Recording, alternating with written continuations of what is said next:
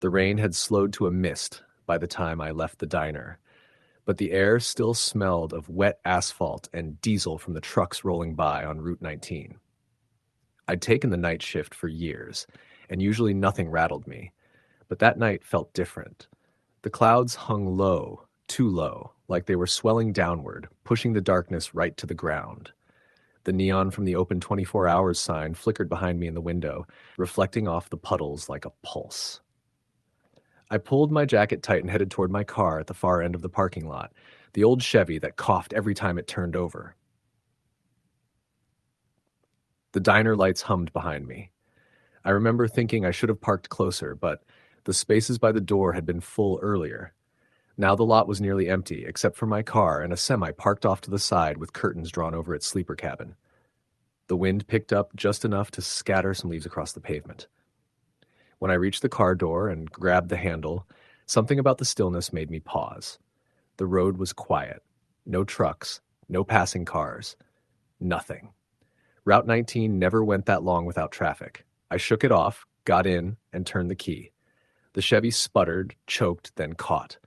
Headlights carved through the mist and lit up the tree line on the far side of the road. I put it in drive and pulled out. My route home took me 10 miles north through a long stretch of woods with only 2 houses spaced far apart. My coworkers always joked about that road, called it the dead strip, partly because the signal dropped out for a full 5 minutes there, and partly because a few drunk drivers had gone off the road over the years. But I'd driven it enough times that the dark didn't bother me. Until that night. About a mile from the diner, I realized I hadn't seen any headlights behind me. Usually at least a truck would be coming or going. The mist thickened into fog and rolled across the road like something alive. My wipers smeared the moisture instead of clearing it, and I cursed under my breath. I was about to switch on the high beams when I saw it. A figure standing on the right shoulder of the road. Tall, thin, unmoving. Just standing there in the fog. I slowed down instinctively. As the headlights cut through the haze, I could make out more details. The figure looked like a man, maybe 6 feet tall, wearing dark clothing, head down, arms hanging loose. But something about the posture was wrong, too stiff, like he was balanced on strings. I rolled past slowly, gripping the wheel, watching him from the corner of my eye. He didn't move. Not an inch. I hit the gas and tried to shake off the chill working its way across my spine. People sometimes walk that road at night, rare, but not impossible. Still, something about him stuck in my head. The fog swallowed him in the rear view. I drove another minute, then 2. Then my headlights hit something else. Another figure, standing on the left side this time. Same outline, same stillness. I felt my pulse climb. I passed slower this time without meaning to. My mouth had gone dry. I glanced at him. His head was slightly turned, not enough to show a face, but enough for me to feel a pressure behind my sternum, a sense that he was listening or watching in a way that wasn't human. When the fog closed in again, I whispered, "What the hell?" The third figure appeared less than 60 seconds later. Then the fourth. By the time I passed the fifth one, standing nearly in the middle of the road, I slammed my foot on the brake. The car skidded on the wet pavement, stopping 30 feet from where the figure stood. My heartbeat hammered in my ears. The fog coiled around him like smoke. The figure didn't react to the screeching tires or the headlights pointed straight at him. His head hung slightly forward, chin tilted toward his chest. I reached for my phone on the passenger seat before remembering the signal was dead this far in. No bars. No chance. I hovered my hand over the gear shift, ready to reverse when he moved. His head lifted. Slowly, deliberately, until his face was pointed directly at me. I couldn't see his features, just a darker shadow where his face should have been, but the intent was unmistakable. He was looking straight into the car, straight through the windshield, straight at me. I locked the doors without thinking. The figure took one step, just one, and the sound of his foot hitting the road echoed like it was right beside me, not 30 feet ahead. The air inside the car thickened. My lungs wouldn't fill all the way. I forced myself to shift the car back into drive and stomped on the gas. The Chevy lurched forward. I swerved around him, almost clipping the ditch, and didn't look back. For the next half mile, the trees seemed to lean inward. The fog thickened until my headlights barely pushed more than a few feet. I kept expecting another figure to appear in front of me, but nothing came. When the signal bars finally flickered back on, I let out a breath I didn't realize I'd been holding. My hands shook. I drove the remaining 2 miles home without seeing anyone else on the road. My house sat back from the highway, a one-story ranch with a gravel driveway and a porch light that flickered when the humidity got too high. That night, it wasn't flickering. It was off completely. I didn't like that. The bulb had been working that morning.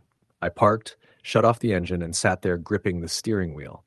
The fog somehow felt thicker on my property, smothering everything past the first few feet. The silence was absolute. No crickets, no wind through the trees, no distant engines. It felt wrong. I opened the door, stepped out, and locked the car behind me. My footsteps crunched lightly on the gravel. The air felt colder than it had on the highway, like the temperature dropped 20 degrees in the span of a few yards. My house loomed as a dark shape in front of me. Then something cracked in the woods to my right. A branch snapped clean. I spun, but the fog hid everything past the driveway. I couldn't see more than 20 feet. My breath hitched. Another crack, this time closer. I reached into my pocket, pulled out my small flashlight, and clicked it on. The beam was weak and jittery, the battery low. It only lit a narrow tunnel through the gray. I swept it across the trees. Nothing. Then a faint sound drifted out of the woods, barely audible. A slow, deliberate exhale, like breathing. Human breathing, coming from the dark. I stepped backward toward the porch, my boots slipping slightly on the gravel. The breathing grew louder. Still slow, still steady, but closer now. Much closer. My fingers fumbled with the house key as I moved up the steps. The lock always stuck on cold nights, and my hands were shaking too badly to guide the key in. I tried again. Missed. Again. Closer breathing. Too close.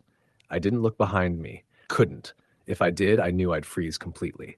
I forced the key in, twisted hard, and shoved the door open. The hinges groaned. I stepped inside, slammed the door shut, and locked the deadbolt. The breathing was right on the other side, pressing against the door, slow, heavy. Then, silence. I backed away until my shoulders hit the hallway wall. My flashlight flickered and died completely. I cursed and tossed it onto the counter. The house was pitch dark except for the dim glow from the microwave clock. 1:42 a.m. I moved toward the bedroom, trying to keep my steps quiet. My hands still shook too much to use my phone. I needed light, any light, so I went for the bedside lamp. When I flipped the switch, nothing happened. Power out. Of course. That wasn't unusual in storms, but the rain had slowed almost to nothing. A blackout didn't make sense. I went to the kitchen window and pulled the curtain back an inch. The fog pressed right up against the glass. Thick, heavy, like it was trying to get inside. I cupped my hands against the window to look outward. Nothing.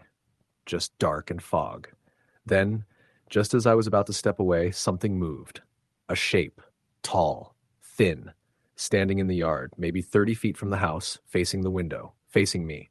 I dropped the curtain instantly, my breath catching in my throat. My knees felt weak. I stumbled backward, knocking over a chair. He was here. The same figure, the same impossible stillness.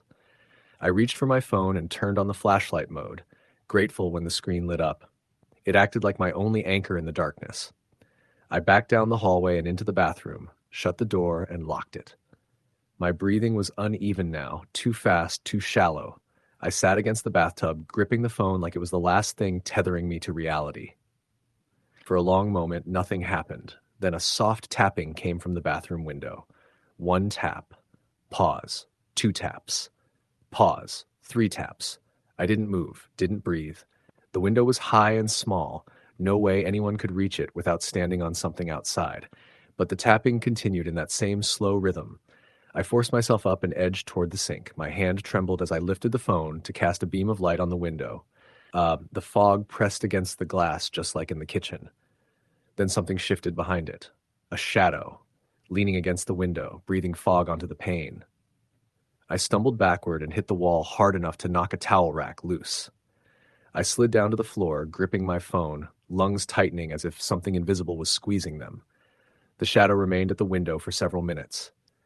Then, it slowly moved away. I didn't dare leave the bathroom. Not yet. The house was too quiet, too still. The only sound was the faint hum of my own heartbeat. I stayed there until the phone battery reached 9%. I forced myself to stand and open the bathroom door. The hallway was black and cold enough that I could see my breath. I stepped slowly, phone light guiding each footstep. In the living room, the front door remained locked. The curtains were closed. I listened carefully. Nothing. I reached for the curtain. I pulled it back an inch. He was inches from the glass. Face pressed to the window. No eyes, just black hollows. A mouth stretched too wide. I screamed and dropped the curtain. My phone fell from my hand and slid across the floor. I scrambled backward, tripped over the coffee table, and landed hard on my shoulder. The doorknob rattled, once, then violently. The whole door shook as if something was slamming into it from outside. The walls rattled.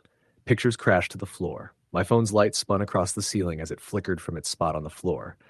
Then the door went silent. I crawled toward my phone but stopped halfway. Footsteps inside the house, slow, deliberate, deliberate. Coming from the hallway behind me, my blood froze.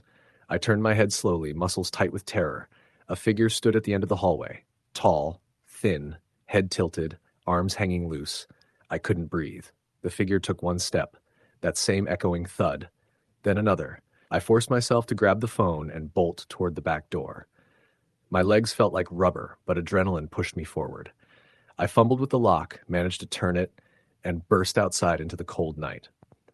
The fog swallowed everything. I sprinted blindly toward the driveway.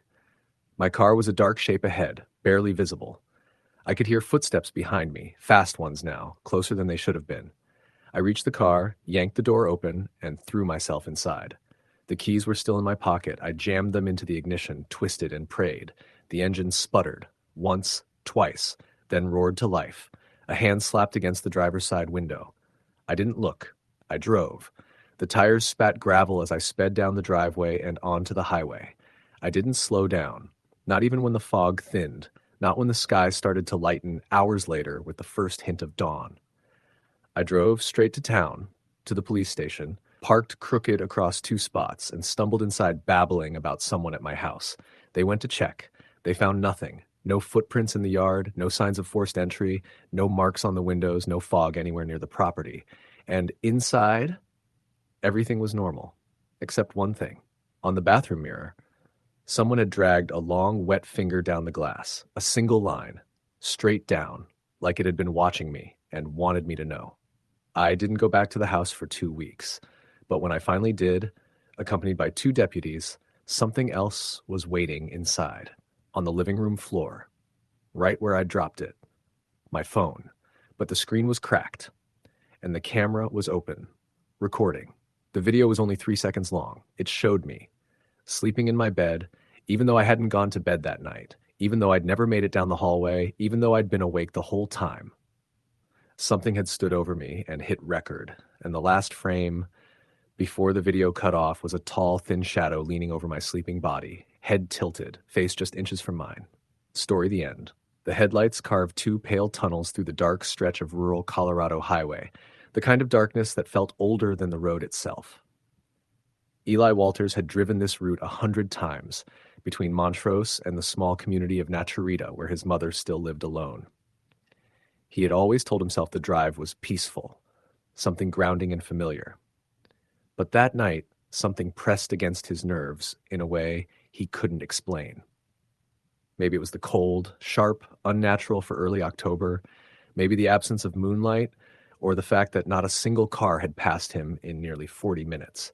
He kept telling himself he was just tired. The radio crackled with static before cutting out entirely. He tapped the display. Nothing. His phone had no signal either. Not unusual for this part of Colorado, but the silence in the car felt heavier when all he could hear was the motor and the wind pushing faintly against the truck. He glanced at the clock, 11:18 p.m. His mother had been frantic earlier on the phone, saying she kept hearing someone, or something, walking around outside the house at night. She wasn't the type to panic easily. Hell, she'd survived widowhood, rheumatoid arthritis, and 30 years of isolated mountain living, but the tremble in her voice had been something new. "Just come by tonight, Eli," she'd said. "I don't want to sleep alone, not after last night." "Mom, what happened last night?" She hesitated for too long. "I don't know," she finally whispered, "but I don't want to be alone when it happens again." He had promised her he'd come. The wind outside rose to a low whistle, curling around the truck like a warning. Eli took a slow breath. He'd be there in 15 minutes. Everything was fine. But then he saw the shape on the side of the road. At first, he thought it was an animal, maybe a deer. But as he got closer, the outline sharpened into a figure. A person. A woman, barefoot on the cold asphalt, wearing only a thin nightgown. She was facing away from him, with her head tilted slightly to the side, as if listening for something deep underground. Eli's stomach dropped. He slowed the truck, debating whether he should stop. This area wasn't known for hitchhikers, and the woman didn't move at all, not even when his headlights washed over her. He pulled up beside her, rolled the passenger window down only halfway. Cold air spilled in. "Ma'am," he called out gently. "Are you all right? Do you need help?" She did not move. "Ma'am?" Her neck twitched in a quick, unnatural motion, and she turned toward the truck just enough that he saw half her face. The cheek was pale, too pale, and her eye was wide open but unfocused, like she was looking past him rather than at him. "Do you need help?" he repeated. Very slowly, her lips parted. A faint breath escaped. "He's awake," she whispered. Eli felt a cold needle trace up his spine. "What?" he asked quietly. The woman's hand twitched at her side, fingers moving in slight jerks like something inside her was trying to figure out how to control them. "You should go home," she whispered, still not facing him fully. "You shouldn't be out here. He's awake now." Her voice cracked on the last word. Eli didn't know what he was supposed to say. Every instinct screamed at him to drive, get the hell away. But leaving her alone on the road felt wrong, inhuman. "Ma'am, can I call?" Her head suddenly snapped toward him fully, and the movement was so quick and sharp he gasped. Both eyes were wide now, and both were bleeding. Thin streams of red ran down her cheeks like tears. Eli threw the truck back into drive so hard the engine lurched. The woman let out a sound, something between a gasp and a sharp laugh, but it was cut short when the truck surged forward. He didn't dare look back.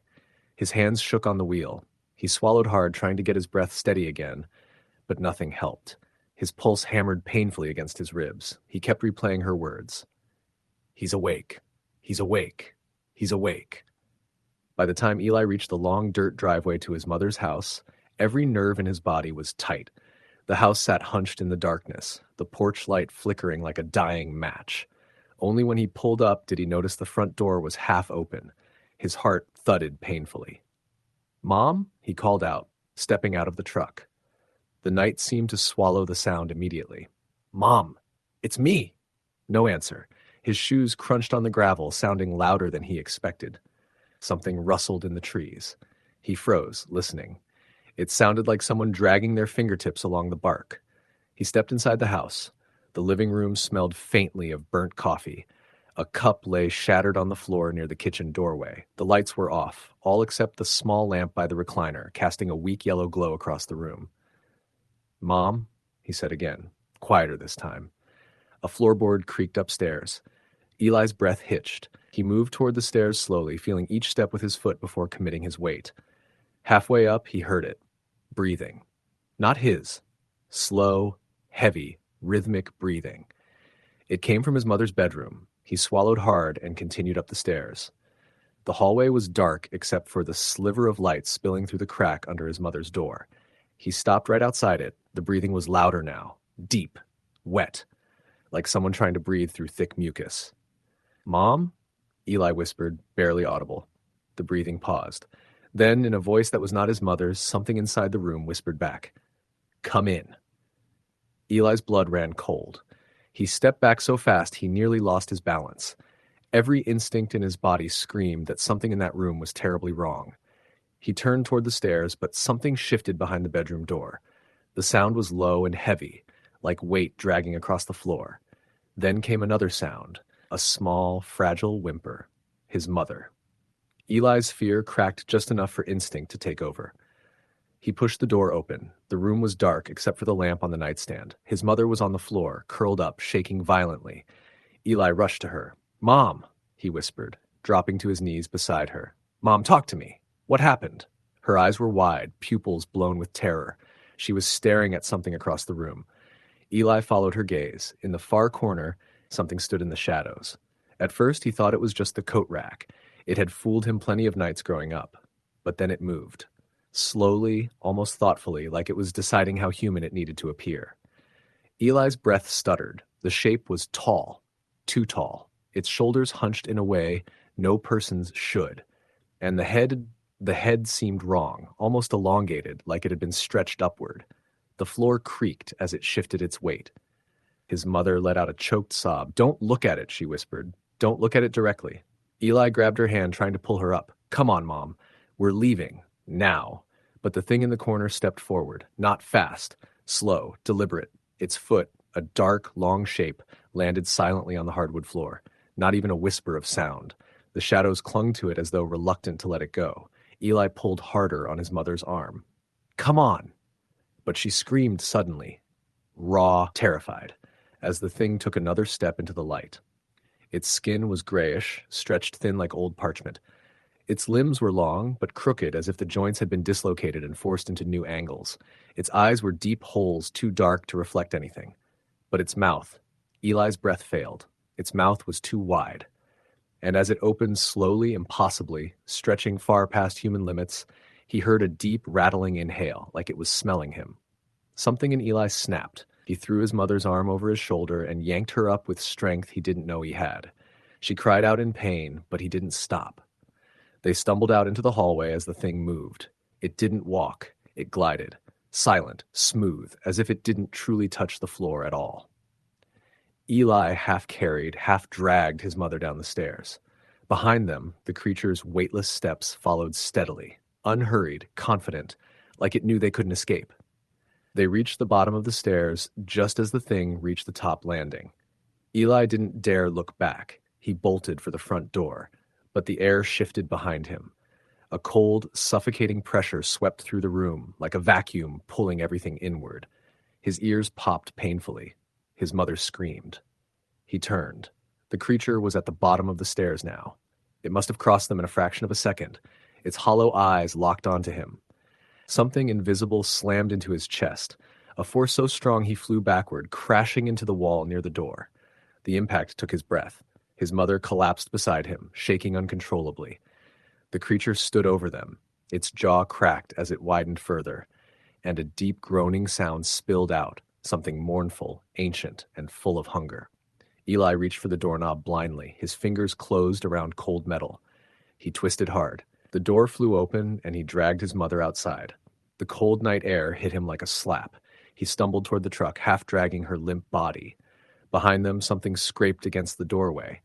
He turned just in time to see the creature step into the moonlight that had finally broken through the clouds. And in that pale, silvery glow, the creature's skin seemed to ripple. Not like flesh, but like smoke trying to decide on a shape. Eli shoved his mother into the truck, jumped in, and slammed his foot on the accelerator so hard the tires screeched. The creature moved toward them. Not running, but fast, terrifyingly fast. It was nearly at the truck by the time the wheels caught traction. Eli drove down the dirt road so hard the truck fishtailed. His mother sobbed, clutching her chest. In the rearview mirror, the creature stood in the middle of the driveway, watching them. Watching him. And though it did not move, Eli felt it, felt its gaze burrowing into the base of his skull. It wasn't done. It would follow. The truck hit the main road, and Eli floored it, trying to get as far from the house as possible. He drove toward Montrose Hospital. His mother needed help, and he needed answers. Her breathing grew ragged as the minutes passed. She kept murmuring something under her breath, but he couldn't make out the words. "Mom," he said urgently. "Mom, stay with me. We're almost." She grabbed his wrist suddenly. Her grip was shockingly strong. Her eyes snapped open. "He doesn't stay in one place," she whispered. "He follows the ones who look at him." Eli felt the world tilt. His hands trembled on the wheel. His mother kept whispering, her voice rising in panic.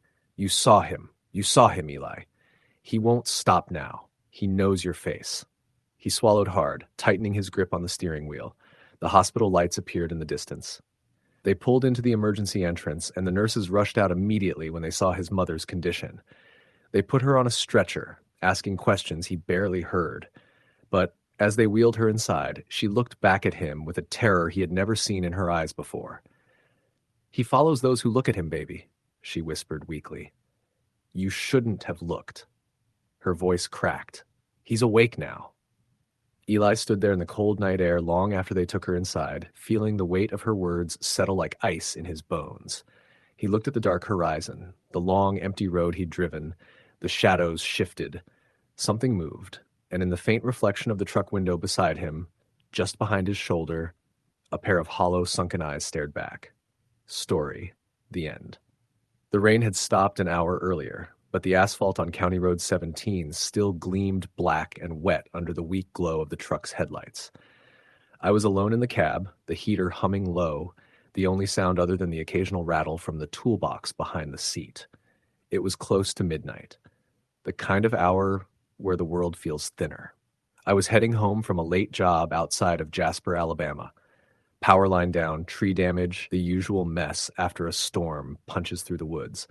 I'd crawled around in the dark for hours, fixing what I could, bandaging what I couldn't, making sure the line wouldn't start a fire. It was honest work and solitary work, and usually I didn't mind it.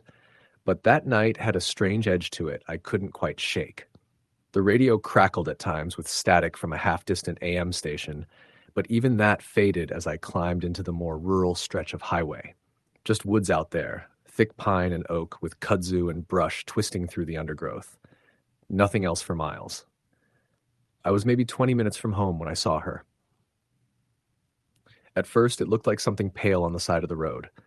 I slowed, squinting through the dark. It wasn't until I'd nearly passed that I realized it was a woman, standing just off the shoulder, barefoot, wearing what looked like pajamas or a thin nightgown soaked from the earlier rain. Her hair hung long and dripping, plastered to her face. I hit the brakes and rolled to a stop. For a moment, she didn't move. I hesitated. You can't just leave someone like that alone out here. Not at night. Not miles from anything. I put the truck into reverse and backed up until I was beside her. She still hadn't moved, just stood there, staring at the tree line. I rolled down the window. "Ma'am? Are you all right?" She turned her head, slowly, like her neck was stiff. Her face was pale and blotched red from cold. Her eyes were wide, unblinking, fixed on me like she was trying to recognize something from a dream. "Are you hurt?" I asked. No answer, just that wide-eyed stare. I killed the engine and climbed out. The night air hit me, cold and damp. Crickets chirped weakly somewhere far off, still recovering from the storm. The smell of wet leaves and pine sap hung thick. I approached her carefully. "Ma'am, can you hear me?" Her lips parted slightly. She whispered something, but I couldn't hear it. "What?" I stepped closer. She whispered again, just a rasp. I leaned in. "Don't let it follow." Her voice cracked on the last word. I froze. "Follow? What?" A sound cut through the trees. Not an animal cry, not wind, a low, dragging sound, like something heavy was being pulled across wet leaves. The woman shuddered violently. "Please," she croaked. "Please don't let it." She didn't finish. She bolted toward the truck, stumbling on the slick asphalt. She practically threw herself at the passenger door. I didn't think about it. I unlocked it, motioned her in, and she scrambled inside, slamming it behind her. The dragging sound grew louder. I turned toward the trees. The beam from my headlights hit the first row of trunks.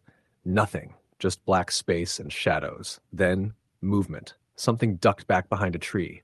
Too large to be a deer. Way too large. My heart lurched. I didn't wait to see more. I jumped in the truck, locked the doors, and fired up the engine. "Seatbelt," I muttered automatically. The woman was shaking so hard the seat creaked. I pulled back onto the road, pressing the gas harder than I should have. The truck fishtailed slightly before catching traction. As we whipped down the dark highway, she stared into the side mirror, breathing in shallow gasps. "You okay?" I asked. She didn't respond, just kept looking behind us. "What was that thing back there?" She swallowed hard. Not a thing. Not anymore." That didn't clarify anything. "You from around here?" I asked gently. She shook her head. "What's your name?" No answer. "Ma'am, I want to help you, but I need to." "It watches people," she whispered. "At night. It stays in the trees until you're alone. You don't see its face until it wants you to." Her voice cracked again. "And once you see it, it follows." I glanced at the rearview mirror. The road behind us was empty. Just wet pavement and darkness. "How long has it been following you?" She didn't answer that either. She just hugged her arms tightly around herself, rocking slightly. I kept driving. My heart wouldn't slow down. My fingers kept clenching and unclenching the steering wheel. I'd seen weird things working nights in backwoods Alabama. Feral dogs, drunk hunters, people strung out on God knows what. But nothing like that shape in the trees. I turned onto the county road toward town. Only a few houses out here, mostly trailers or rundown farmhouses with rusted metal roofs. You live nearby? I tried again. She shook her head. It doesn't matter. I sighed slowly. Well, I'm taking you somewhere safe. Sheriff's office, maybe. No. Her voice broke into panic, so sudden and sharp I flinched. Not inside, not closed places. It comes inside. I frowned. Ma'am, whatever's out there. You don't understand. Her wide eyes met mine. It doesn't break in. It just appears. It finds the dark parts, corners, hallways, shadows under doors, windows without curtains. It doesn't need open doors. My stomach twisted. What does it want? She shook her head violently. Don't look for it. Don't think about it. It likes that. I clenched my jaw. She was terrified. Either something had hunted her through the woods, or she was in shock, maybe injured, maybe hallucinating. Either way, I needed to get her help. I passed the old Willow Creek Baptist Church. Small white building, crooked sign, and a dark graveyard behind it. The woman hissed sharply, ducking low in the seat. What? I asked. But she didn't answer. She just curled into herself. I kept driving. When we reached the outskirts of town, the lights were comforting in a way. Street lamps, reflections off storefront windows, the glow of a gas station sign flickering in the distance. I pulled into the lot of the 24-hour gas station. The fluorescent bulbs buzzing overhead made the night feel less suffocating. I'm going to get you some help, I told her softly. I'll call the sheriff from inside. No, she whispered. Her eyes darted toward the tree line behind the station, dark woods stretching far beyond the pavement. Don't leave me alone. You'll be right here in the light. You'll be okay. But she grabbed my wrist suddenly, her nails digging in hard. Please don't leave me. Her grip was desperate, terrified, and I hesitated, but I had to call someone. I gently pried her fingers loose. I'll be 30 seconds, I said. Lock the doors. Don't open them for anyone. She didn't respond. She just watched me with hollow, terrified eyes. I left the truck and walked fast toward the convenience store. The bell over the door jingled when I stepped inside. The bright lights felt like a sanctuary. A bored teenager at the counter looked up from his phone. Need the phone, I said, heading toward the payphone mounted on the wall near the restrooms. As I lifted the receiver, I glanced outside. The woman was still in the truck, staring out the window. Then her eyes widened. She pressed her hands against the glass, mouth open in a scream I couldn't hear. I dropped the receiver and ran. Before I could reach the truck, something slammed into the side of it. The whole vehicle rocked violently. The woman screamed, muffled by the windows. I skidded to a stop a few feet away. Something tall was pressed against the truck, so tall it hunched under the metal awning lights. Its limbs were wrong, too long, too thin. Its back was arched like a starving animal. Wet, stringy hair hung around a face I couldn't see, just a pale shape moving too fluidly. It turned toward me. My breath froze. Its face wasn't a face. It was as if skin had been stretched over something beneath, something shifting, pushing outward, creating impressions of eyes and a mouth where they shouldn't be. I stumbled backward. The creature pressed one elongated hand flat against the passenger window. The glass trembled under the pressure. The woman inside sobbed, climbing over the center console, trying to get to the driver's side. Hey! I shouted before I could stop myself. The thing's head snapped toward me. The movement was wrong, too fast, too sharp, like a glitch in reality. Then it lunged. I dove under the awning just as the creature's hand whipped past, claws scraping the cement in a shower of sparks. The teenager inside the store screamed and ran for the back room.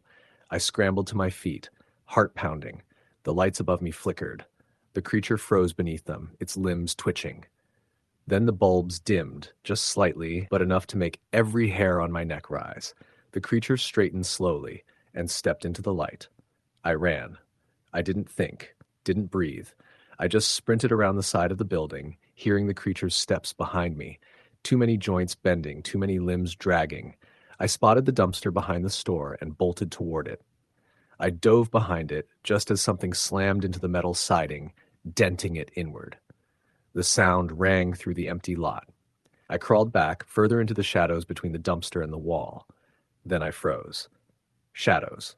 Her words echoed in my head. It finds the dark parts. I forced myself to move out of the deepest dark, staying where the weak light from the store barely reached. My chest heaved. The creature scraped its claws along the dumpster's edge. Peering around the metal, I saw its silhouette, taller than before, as if the darkness had stretched it. It sniffed the air, wet, ragged breaths. I prayed it couldn't smell fear. The night was silent, except for the dripping of rainwater from the gutter. Then the creature suddenly jerked its head toward the truck. The woman. "No," I whispered. It moved toward the vehicle. I couldn't let it get her. I grabbed the nearest thing I could find, an old metal pipe lying by the dumpster, and ran after the creature before fear could stop me. I swung with everything I had, striking the creature's back. The pipe clanged off its spine. It barely reacted. Slowly it turned. The impression of a face pushed forward under its skin. A mouth formed where there hadn't been one before. And it smiled. I bolted for the driver's side door. The woman had already unlocked it, throwing it open for me. I dove inside, slammed the door, and hit the lock. "Go," she screamed. I threw the truck into reverse. The creature slammed both hands onto the hood, leaving deep dents. Its skin rippled beneath, stretching with each movement like something alive beneath it was trying to burst free. I floored the accelerator. The truck lurched backward. The creature skidded with it for a few feet before letting go. I whipped around, tires screeching, and sped out of the lot onto the main road. The woman sobbed into her hands. I kept one eye on the mirror. Nothing behind us. But that didn't mean anything. When we reached the town center, the diner, the hardware store, the quiet pharmacy, I pulled into the lit parking lot in front of the old municipal building. "Come on," I whispered. She didn't move. "Ma'am, we need to." "It's here," she said quietly. "It's already here." I swallowed hard. "How do you know?" She raised her eyes slowly to meet mine. "Because it never loses people." She opened her hand. In her palm was something dark, something wet, a piece of skin, not hers. My stomach turned. Before I could react, the streetlights around us flickered, then went out. Everything was swallowed in darkness except for the headlights of my truck. And in those headlights, reflected in the front window of the municipal building, a shape, tall, wrong, twisted. I heard its dragging steps behind us. The woman whispered, barely audible, "I told you not to let it follow." I didn't get a chance to respond. A hand, too cold, too long, closed around the back of my neck. I was yanked backward, dragged across the asphalt. The woman screamed my name, but her voice grew distant, swallowed by the night. I clawed at the ground, at anything, but the creature was impossibly strong. It pulled me toward the shadows between the buildings, the deep place where the streetlight glow didn't reach. No, no, no, please. My fingers scraped concrete, tearing skin. The darkness swallowed the creature first. Then it swallowed me. The cold was unreal, like stepping under water. I felt things moving around me, brushing against me, whispering in voices too faint to understand. Something pressed its face against mine, its skin shifting, shaping itself into a mirror of my own features. It whispered, "You see me now." Then everything turned to black. I woke up in my truck at dawn, alone. The woman was gone. There was no damage to the doors, no dents on the hood, no signs of anything attacking us, except for the piece of skin on the passenger seat. Not hers. Not mine. The police didn't believe a word I said. They found footprints in the mud behind the gas station, but nothing they could identify. No sign of struggle anywhere. They asked if I'd fallen asleep at the wheel. If I'd imagined the woman, if I'd hallucinated. I wish I had. Because at night, when the lights go out in my house for just a second, I see a shape in the corner. Tall. Wrong. Breathing. Waiting. And every night, it looks a little more like me. Story the end. The wind had a strange way of moving across the fields behind my house, not like a steady sweep, but in broken pulses, as if something large paced slowly through the dark. I had lived in rural Missouri all my life, and I knew the sounds of wind through corn, through wheat, through dead winter grass. This wasn't that. This was something dragging, sliding, stopping. I ignored it the first time I heard it. Everyone who lives that far from town learns to ignore things. You'd go insane otherwise. But that night pressed a little harder on my nerves than usual. November had that raw cold that cuts right through denim and into bone, and the sky looked wrong. No stars, just a black sheet. I remember thinking it felt like the sky hung lower than it should. Inside, the house felt too quiet. I live alone, except for my dog, Jasper, an old beagle who has slept through tornado sirens before. That night, he paced. He never paced. The clock in the living room said 11:14 p.m.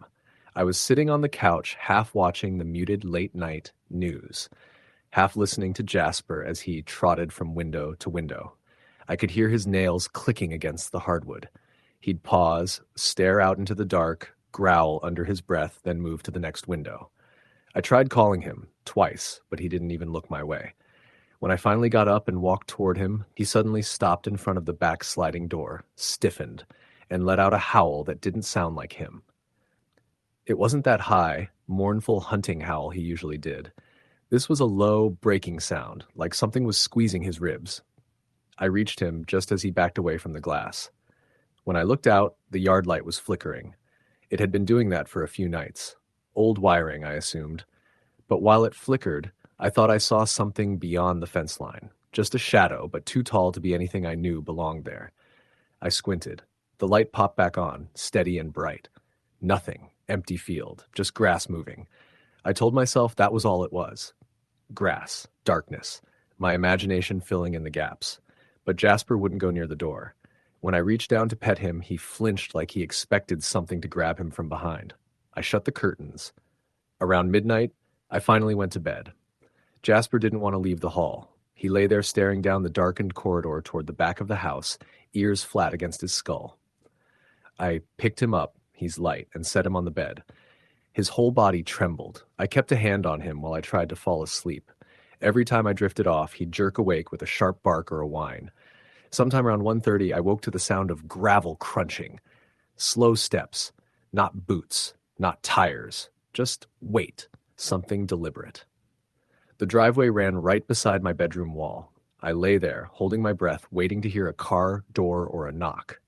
Instead, the footsteps stopped just outside my window.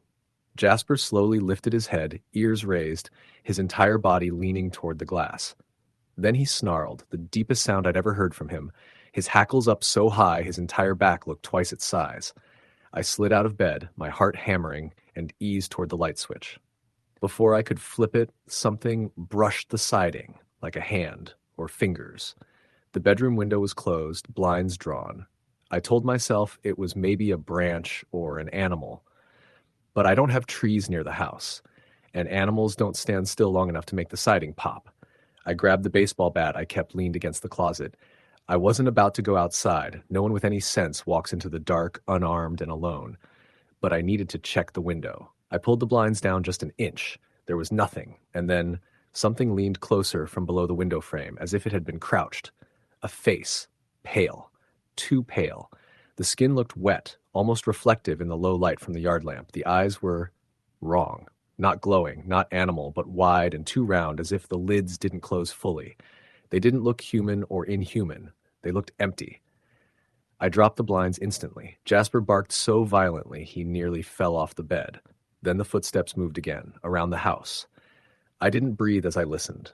They went slow, scraping now, like whatever it was dragged something behind it. The living room motion detector light clicked on, then off, then on again. I didn't remember moving, but I found myself in the hallway with the bat raised, cold sweat running down my spine. My house felt smaller than ever, as if whatever circled it pressed inward on all the walls. I called 911. The operator answered normally, calm, bored, like she'd heard everything before. But when I said someone was outside my home, she immediately switched into alert mode. She told me to stay inside, stay quiet, keep all doors locked. She said deputies were on the way. As I hung up, the footsteps stopped. Dead silence. Jasper whimpered. Then, 3 knocks on the front door. Soft. Rhythmic. Not like someone seeking help. More like someone who already knew what the answer would be. I froze. My entire body refused to move. I thought about shouting, about warning that the police were coming. Then something slid across the door. Nails? A palm? It dragged slowly down the wood. I backed away. Something whispered through the cracks of the door. Not a voice. A movement. A breath that sounded too long, like lungs that didn't need to stop. I retreated into the kitchen. That's when something tapped the window above the sink. I didn't look. I didn't have to. Jasper's low growl told me it was the same thing. The tapping grew faster, more frantic. Then it stopped abruptly. Headlights washed across the front of the house. Sheriff's deputies. 2 of them. I ran to the front door, cracking it open as they approached with flashlights drawn. They asked if I was all right, and I tried to answer but couldn't get the words out at first. I managed to tell them what I saw. The older deputy went around the house. The younger stayed with me. 5 minutes later, the older one came back. He said the only prints he found around the windows were strange. Not boots, not bare feet. Long. Dragging.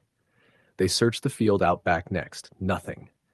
One deputy suggested maybe I saw a trespasser, maybe under drugs. Another said maybe someone was lost or confused.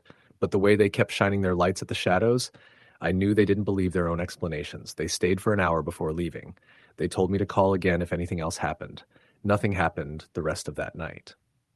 But the next night, things got worse.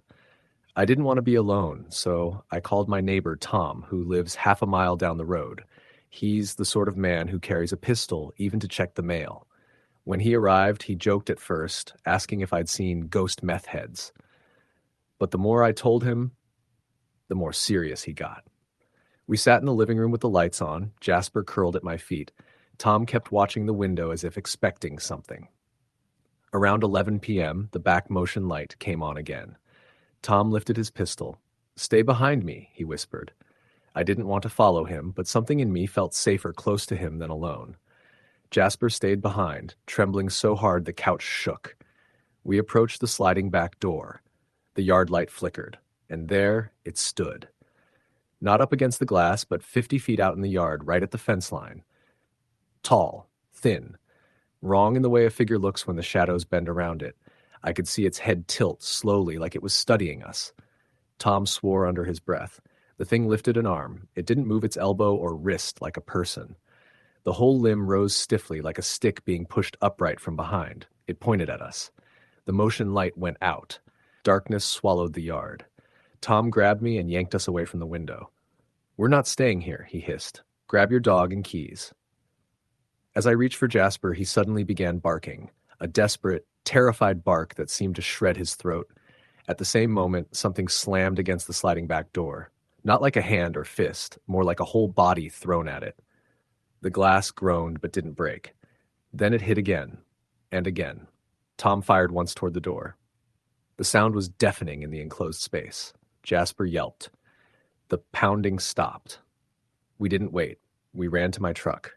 Tom kept looking behind us, gun raised. I fumbled with the keys, dropped them, cursed, then finally got the door open. Jasper jumped into the passenger seat without needing to be told. As Tom got in, I heard something scraping on the gravel. We peeled out down the road. In the rearview mirror, something long and pale stepped onto the driveway. Not running. Not chasing. Just watching. Tom breathed, "What the hell is that thing?" I didn't answer. I didn't have one. We stayed at Tom's house that night. In the morning, he and I drove back to mine with daylight on our side. The yard looked normal except for the sliding door, cracked right down the center from top to bottom. Something had struck it with incredible force. We found long prints again, long grooves in the dirt, tracks that weren't footprints but drag marks, like something pulled itself forward without bending knees. A deputy came again, took photos, asked questions that sounded scripted. When I described the face at my window, he went quiet. After they left, Tom said he'd help board up the doors and windows. He stayed until late afternoon. Before leaving, he insisted I should stay at his place a few more nights. I said I'd be fine. I wasn't. I barely made it 6 hours. The sun had just set when Jasper started crying. Not barking, crying. That low, broken sound a dog makes when something is deeply wrong. I stood from the couch. Something walked across my roof. Slow, heavy. 2 steps, then dragging like it slipped or scraped a limb. I didn't move, I just listened. 3 more steps, then something pressed down on the ceiling, making the drywall crack slightly. Dust drifted down in tiny white flecks. Jasper bolted down the hall and hid under the bed. I reached for my phone. Before I could dial, something tapped on the window right beside my head. 1, 2, 3 taps. Soft at first, then harder. I backed away, staring at the blinds. They trembled with each impact. I could see the faint outline of fingers pressing through the thin fabric. Long fingers. Too long. I didn't want to look, but I forced myself to lift the edge of the blinds. The face was inches from me. But it wasn't the same as before. The skin was darker now, mottled like rot spreading under the surface. The eyes bulged more than before, as if they were swelling outward. The mouth hung open, not a scream, not a smile, just open. I stumbled backward, tripping over the coffee table. The thing mimicked the movement, jerking backward from the window in the same broken way I had, as if it didn't understand what it was imitating. Then it began knocking again. Harder, harder, harder. I crawled toward the bedroom to grab Jasper, but halfway down the hall I froze. Something moved on the other side of the front door. Not knocking, not pressing. Breathing. Slow, thick breaths as though its lungs dragged against bone. My phone buzzed. It was Tom. Before I could answer, the crashing started. First at the back door, then the side windows, then the roof again. It wasn't trying to be quiet now. It moved fast, circling, slamming, testing every entry point. I grabbed Jasper by the collar and bolted to the truck. The house shook behind me. One of the windows shattered just as I stepped off the porch. Something hissed from inside. Something wet and irregular. I didn't turn around. I drove so fast down the gravel road that the truck fishtailed, stones flying behind us like sparks. Tom was waiting outside with his porch light on and gun in hand. When he saw my face, he didn't ask anything, just ushered me inside and locked every deadbolt twice. We spent the night awake, listening. Nothing happened. Nothing in his yard, nothing in the fields. But I never went back to my house alone. 2 days later, with deputies present, I retrieved only what I could carry. Every window was cracked. The sliding back door was shattered. The roof had long scratch marks, deep, gouging grooves that cut through shingles and into plywood. The deputies wouldn't give explanations. Not to me. Not to Tom. One of them muttered, almost under his breath, "We've had calls like this before." When I tried to ask him what he meant, he shook his head and walked away. Tom let me stay as long as I needed. But even at his house, some nights, just as the wind hits the fields, I hear something move outside the window. Something dragging, something slow. Jasper hears it too. Some nights he won't go near the glass. Some nights neither will I. I moved to the city 4 months later. Tom helped me pack. I left the house behind. Couldn't sell it. Couldn't even step inside again. The sheriff's department eventually boarded it up. The county claims it will be demolished soon. But sometimes Tom calls me late at night. He says he hears something on the roof, something tapping. He says it hasn't tried to come inside yet, but he thinks it's learning the house, learning him. And last night, he said he saw something tall at the fence line, something with a face too pale, too smooth, something that tilted its head the same way it did in my yard. I haven't slept since.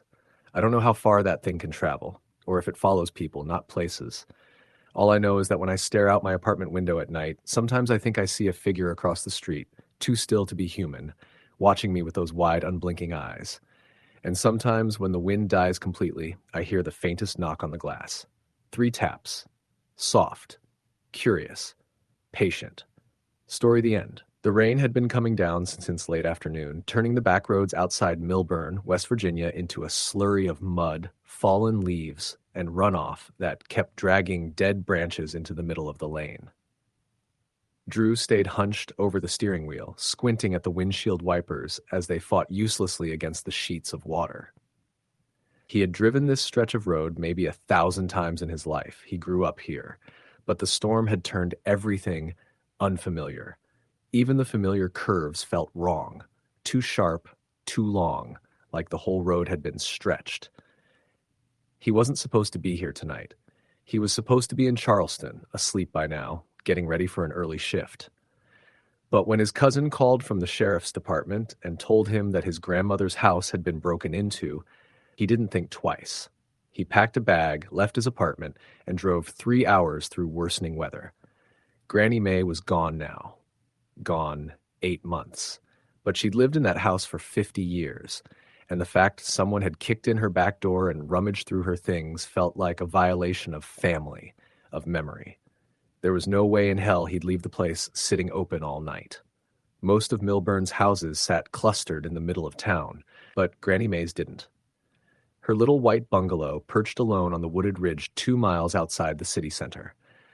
A house people always described with the same sentence, a bit spooky but peaceful. She'd loved the trees, the owls, the long, quiet nights. She used to leave the windows open so the forest breezes drifted through while she cooked dinner. Drew hadn't been back since the funeral. When his headlights swung around the last curve, the house appeared between two scraggly oak trees, pale against the darkness. The yellow crime scene tape was still dangling from the porch railing, soaking wet and sticking to the paint. His headlights flashed across the busted back door where someone had forced their way in. It hadn't been repaired yet, just boarded up with plywood and a sheriff's department warning stapled across the center. He pulled up behind the house. The rain softened into a cold drizzle as he grabbed his duffel bag, slammed the truck door, and jogged to the porch. The moment he stepped onto the boards, he paused. The wood was slick with water, but something else caught his eye. Muddy footprints. Not the sheriff's boot prints. They'd been here earlier. These were new, fresh, smaller too, almost like a kid's. He crouched down and touched one with his fingers. It was still wet, but the rain wasn't heavy enough anymore to create new ones. Someone had walked across the porch after the downpour eased. He turned slowly toward the trees, scanning the dripping woods, listening. All he could hear was the tick of rain hitting the leaves and the distant sound of a creek swollen with runoff. No voices, no footsteps, no sign of movement. He unlocked the front door and pushed it open. The house smelled exactly as he remembered. Cedar from the closets, dust settling over old books, that faint scent of peppermint oil Granny May used to dab on her wrists. But there was also something else now, something sour and damp, a smell that didn't belong. He flicked on the hallway light and entered, closing the door behind him. He'd planned to check every room first, make sure no one was inside, then board up the back door from the inside and settle in for the night. He'd sleep on the couch, leave at sunrise, and call a contractor to repair everything properly. But the second he stepped into the narrow hallway, he froze. All along the floorboards were footprints, muddy, small, erratic. They wandered from room to room, overlapping with each other like someone pacing. The prints stopped just before the rug that led into Granny's old reading room. Above them, the wallpaper was stained with streaks of water, long dried and discolored. He swallowed hard and strained to hear anything over the light patter of rain. Nothing. But the house felt off, tense, as if holding its breath. He set his duffel down and pulled out the flashlight he always kept in the side pocket. The electricity was on, but old houses flickered in storms, and he didn't want to be caught in the dark. He flicked the light on and began following the footprints moving quietly down the hall. They led to the living room. The room was exactly as Granny May had left it. The knitted blue blanket still folded on the back of the couch, the bookshelf full of gardening magazines, the tall lamp with the beaded pull chain still leaning slightly to the right. Except for one detail. The rocking chair beside the window, the chair his grandmother had died in, was gently swaying. Not violently, not unnaturally, just a slow, persistent backward and forward motion, as if someone had just gotten up from it. He watched it for a long moment, waiting for the house to settle, waiting for the motion to stop, but it didn't. It continued rocking at the same pace, unbothered by the absence of anyone sitting in it. Irrational fear prickled the skin on his arms. He walked toward it, reached out, and placed a hand on the curved wooden handle, stopping its motion. The moment it stilled, the floorboard behind him creaked. He spun around with the flashlight raised, but no one was there. Probably just the damn house, he muttered to himself, though he didn't believe it. He finished searching the house room by room. Everything seemed untouched except for the footprints. The dresser drawers were closed. The closets were shut. The bathroom door creaked like it always had, and the old water tank groaned in the floorboards. Nothing looked disturbed. He eventually made his way into the kitchen, where the back door had been broken in. The plywood patch was solid, but he ran his hands over the edges, checking for gaps. It wasn't perfect, but it would hold. The muddy prints stopped just before the kitchen table. He pulled out a chair and sat down, letting out a slow breath. He was tense, exhausted, soaked from the porch, and starving. He pulled a granola bar from his bag and ate quietly, listening to the storm wind pushing against the windows. Then something clattered in the hallway behind him. He stood up so fast his chair scraped loudly against the linoleum. He grabbed the flashlight and stepped into the hallway again. A framed picture of his grandmother had fallen off the wall and shattered across the floor. The muddy footprints around it were smeared now, as if someone had stepped on them while walking through. He nudged a shard of glass with his shoe, then bent down and picked up the photo inside. It was from years ago, Granny May standing beside him when he was maybe 8. He almost smiled at the memory, but a faint tapping sound pulled his attention to the reading room. Tap, tap, tap, like fingers drumming on wood. He approached the doorway slowly. The tapping continued, steady, soft, rhythmic. When he lifted his flashlight, the beam caught movement. On the small round table beside the reading chair, the wooden knitting needle was rolling back and forth all on its own, tapping the edge every time it reached the end. A slow, deliberate movement, like invisible fingers were pushing it. He felt the hair on his neck lift. Then the needle suddenly snapped to the side and flew off the table, hitting the floor with a sharp click. Drew backed out of the doorway, breathing hard. The muddy footprints, the rocking chair, the tapping. He tried to fit these things into something logical. Wind drafts, tremors, the house settling. But the storm had calmed, and none of this felt natural. He retrieved his toolbox from his truck, intending to reinforce the back door from the outside this time. He set the box on the porch, crouched down, and pulled out a handful of nails. Then he heard it. A quiet whimpering sound, like a child crying. It came from underneath the porch. Drew froze completely. The rain dripped steadily off the roof, and in the brief silence between droplets, the sound came again. Soft, tremulous, frightened. He lowered himself slowly until he was sitting on the edge of the porch, then angled the flashlight down into the crawl space. Water dripped off the beams. Mud covered the ground in thick pools. Tangled vines hung down like wet ropes, and at first he saw nothing. Then movement. A small figure darted back deeper into the dark. "Hey!" Drew shouted, stumbling backward. "Who's down there?" No answer, but he could hear soft, uneven breathing. How the hell had a kid gotten out here? Hidden under the porch during a storm? Or had they been here the whole time? He hurried inside and grabbed his phone to call the sheriff's department. No signal. He held the phone toward the ceiling. Nothing. The storm must have knocked out the tower again. Cursing under his breath, he grabbed the flashlight, went back to the porch, and knelt down, shining the beam under the slats. "Hey," he said, trying to soften his voice. "It's okay. You're not in trouble. I'm going to help you, but I need you to come out." Silence. "Are you hurt? Can you talk?" A small, raspy whisper drifted out. "Cold." He leaned closer. Okay, I can help with that. But I can't get to you underneath there. Can you crawl toward my voice?" Nothing moved. He shifted the beam slightly and froze. Beside a wooden support beam, he saw the edge of a small hand. Pale, motionless. He sucked in a breath, then dropped onto his stomach. Mud soaked into his shirt as he slid himself forward and reaching an arm under the porch. The hand twitched, then jerked back violently into the darkness as if something had pulled it. "What the hell?" Drew scrambled backward. A sudden scraping sound echoed under the porch, a quick, sharp noise, like fingernails dragging across wood. Drew's heartbeat hammered in his chest as he retreated to the doorway. His flashlight trembled in his grip. Something was wrong, something more than a kid hiding. He closed the door, locked it, and backed into the hallway. That was when he noticed something new. The muddy footprints were no longer random. They formed a trail now, leading from the living room, down the hallway, to Granny May's bedroom. Drew swallowed hard and followed them, step by step, his breath shallow. The bedroom door was open just a crack. A faint smell drifted out, earthy, damp, like freshly turned soil. He pushed the door open. The footprints led to the center of the room, straight to the old cedar chest. The chest his grandmother kept locked.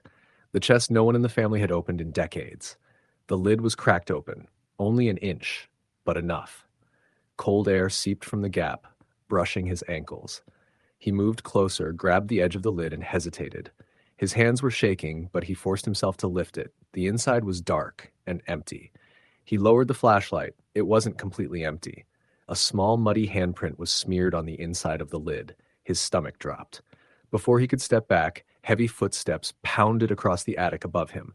Fast, frantic, like someone sprinting from one end of the house to the other. He stumbled out of the bedroom as the ceiling creaked violently. Dust sprinkled down from the cracks. Then everything went silent again. The house seemed to listen. Drew gripped the flashlight tighter and whispered to himself, "It's the storm, it's the house, it's nothing." But he didn't believe any of it. He backed into the kitchen and reached for the landline phone, an old rotary thing that never worked well. He lifted the receiver. Dead. He slammed it down. He needed to leave. Right now. He needed to get in his truck and drive into town, storm or not. He grabbed his duffel bag from the hall and headed toward the door. But something made him stop. The front door, which he had closed, was open. Wide open. Rain dripped onto the rug at the threshold. And there, in the center of the wet footprints on the porch, stood a small figure. A child. A little girl. Barefoot. Mud covering her legs up to the knees, wearing what looked like a nightgown soaked and clinging to her skin. Her hair hung in dripping strands across her face. She stared at him without moving. Drew's throat tightened. "Hey, are you the one under the porch? Are you hurt?" Her head tilted slowly. Too slowly. Her voice came out barely above a whisper. "You came back." His breath caught. "What?" The girl took one step inside. The house groaned. A pressure built in the air like the walls were closing in. "You came back," she repeated. Drew lifted the flashlight. "Look, just stay where you are. I'll get you help." She suddenly snapped her head toward the hallway. They're awake. A cold, crawling sensation wrapped around Drew's spine. Who's awake? She lifted her arm and pointed toward Granny's bedroom, the one she kept. Before he could react, she darted into the house with unnatural speed, disappearing into the shadows of the hallway. "Wait," he shouted, running after her. But when he reached the hallway, she was gone. No footprints, no movement, no sound. Only darkness. He backed away slowly, step by step, until he was standing in the living room again. Then the lights flickered. Once. Twice. Then went out completely. Darkness swallowed the house. Something breathed behind him. Soft. Wet. Close. He spun around with the flashlight trembling in his grip and shined it across the room. Nothing. He moved the beam toward the hallway. A shadow darted out of view. He heard quick, skittering footsteps. He stepped backward, knees shaking. Another whisper. Right beside his ear. "You shouldn't have opened it." He spun again, but the room was empty. His grandmother's rocking chair began moving again. Faster this time. Rocking violently.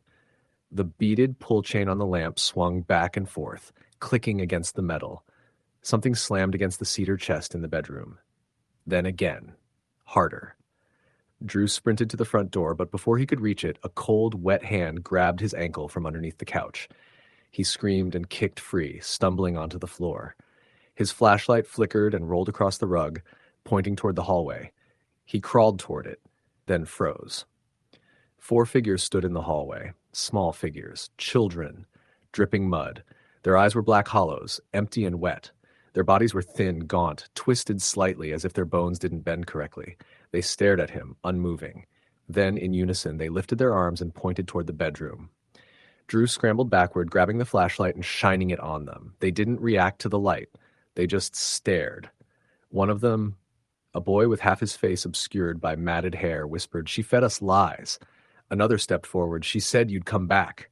A third tilted her head at an unnatural angle. "She promised." Drew's breath caught. I don't know what you're talking about. My grandmother didn't. She never hurt anybody." They spoke together, voices overlapping like 1,000 echoes.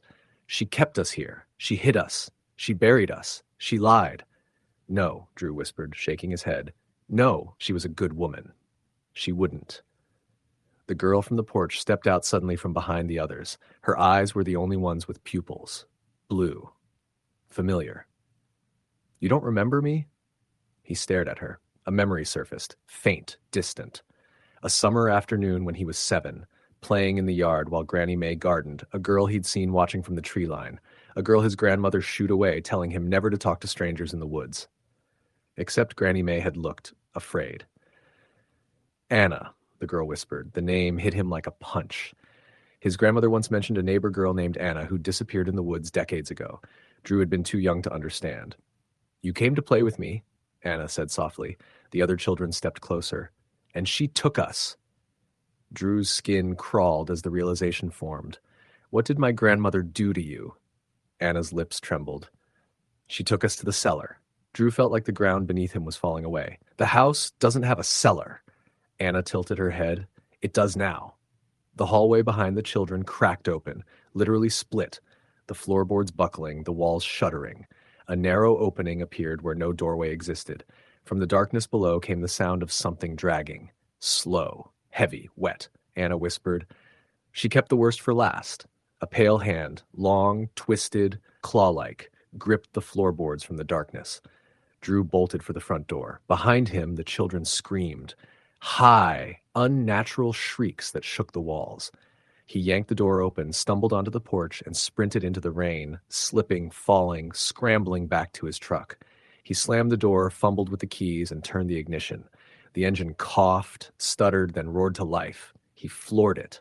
Mud sprayed behind him as he tore down the driveway, still barely able to see through the rain. His heart hammered. His breath came in ragged gasps. He didn't stop driving until he reached town. He didn't look back once. But the next morning, when he returned with the sheriff's deputy, the house was gone. Burned to the foundation. Nothing but ash and twisted metal. Except for one thing. In the middle of the charred debris sat Granny Mae's cedar chest, untouched, unburned, and on its lid, 5 small muddy handprints. Story the end.